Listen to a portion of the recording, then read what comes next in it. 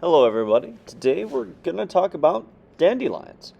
Now, I was challenged by a student recently to draw and paint some dandelions and give you a quick how-to. And dandelions are not really just one flower. You've got three interesting parts. You've got the flower part, and you've kind of got the cocoon stage, and then we've got our favorite part where all the seeds can be blown around. And they're quite an interesting flower to draw with a lot of interesting shapes. So when we get started, to start a dandelion, we're going to start with just a circle and a line for the stem. And I'm going to draw an oval above it and a kind of a ring around the circle. And then I'm going to attach lines, curved lines from the oval to the top to the bottom to create kind of this dome. Once you have this dome shape, we're going to go through it and we're going to add all of the little petals. There's lots of petals on a dandelion. And all I'm doing is connecting from the outside of my dome and that ring to the middle, using lots of curved contour lines to set up my drawing for later. Most of these lines will probably get covered over. Not all of them will end up being pure petals, but I have them set up for later. Petals will kind of have like this rectangular bit with some, depending on the type of dandelion, a little bit of fringe on the end.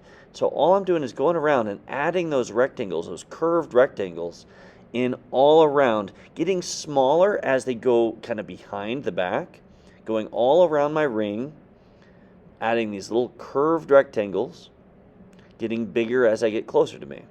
And then I keep adding more and more of these rectangles all the way around the flower. Go back in and add some more where I feel it needs some, and then I'll ink them, starting with the ones that are closest to me, and then going in ones behind them. Now, I have sped up this footage. I'm not this fast, but you can slow down if you need to see that. Now, the petals and the leaves of these are just triangles. You stack triangles and you can add them. Now, the second stage is going to be two circles as well, a smaller circle, and then you connect them with a curved line. And then sort of like a pumpkin, you do curved contour lines across it, add some little straggly bits at the bottom, stem, and then add some little bumps at the top for all that little white fluffy stuff that's held in there. Go in, ink my lines, add a little bit more detail to all the scraggly bits. Little Tim Burton-esque angle lines on there is kind of fun. I like having some things overlap each other a little bit. There we go. Now, for the last stage, it's going to kind of be a mix of the first two, except I'm going around and adding little circles around the edge of my surface where all the little petals are. I'll go in and I'll add some little lines, like clock lines, all around each of those little circles to various lengths at different times, and occasionally I'll add a stem going back down towards the middle. Not every stem will be drawn. Not every line will be drawn. Then I'll go back in, add a little seed blowing out, and a little line to the little umbrella of the things going out there.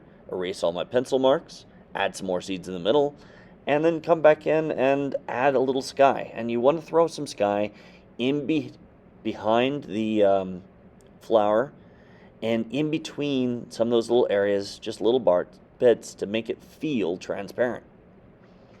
Add in some yellow-green for ground. I like a little bit more yellow than green, so I could go in with this dark bluish green for the leaves, and we've got a nice dandelion.